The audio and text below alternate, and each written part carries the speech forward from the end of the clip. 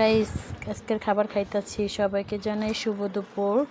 তার সাথে ছিল মাছ ভাজা, বেগুন ভর্তা, ধনিয়া পাতা ভর্তা, কাচকি শুটকি ভর্তা, চিংড়ি ভর্তা, পরে হলো চাপা শুটকি ভর্তা, কয়েক রকমের ভর্তা আছে। কে কে খাইবেন চলে আসেন। দেখেন আমার বারান্দার পরিবেশটা, মাশাআল্লাহ। একটু ভিডিও করলাম, আপনাদের সাথে শেয়ার করবো আজকের খাবার। যেহেতু বাসায় মেহমানের জন্য ব্লগ ভিডিও বানাইতেও পারি না, দিতেও পারি না।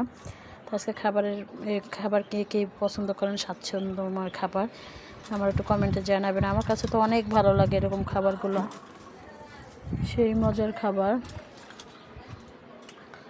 অনেক অনেক মজার খাবার। কে কে খাবেন চলে আসেন। দেখেন দেখেন খাবারটা যেমন লোভনীয় হয়েছে, খেতে বেশ মজা হবে। আমি এখন খাবো। দেখেন মজার মজার খাবার। কে কে খাবেন চলে আসেন। আর আমার বারান্দা দেখেন কত ফুল ফুটে রয়েছে, মাশাআল্লাহ। দেখতেও সুন্দর। এই যে একটা ফুল আবার ফুটছে, গাছটা আবার বেঁচে গেছে। গাছে পানি দিতে হবে, তো খাওয়া দাওয়া করে গাছে পানি দিয়ে রান্না করবো আবার।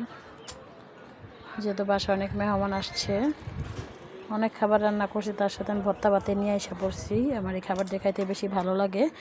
কে কে খাবেন অবশ্যই চলে আসেন। এমন মজার মজার খাবার খেতে হলে আমার বাসায় দাওয়াত রইল সবার। সবাই চলে আসেন। আমি অনেক সুন্দর ভর্তা বানাইতে পারি, মাশাআল্লাহ। দেখতেও যেমন লোভনীয় হয়েছে, খাবারটা খেতেও বেশ লোভনীয় হবে ইনশাআল্লাহ। তো আমি এখন খাই, শুরু করি বিসমিল্লাহ বলে। আমি একটু বারান্দা নিয়ে আসলাম ভিডিও করতে, যেন কেউ রাগ করেন না।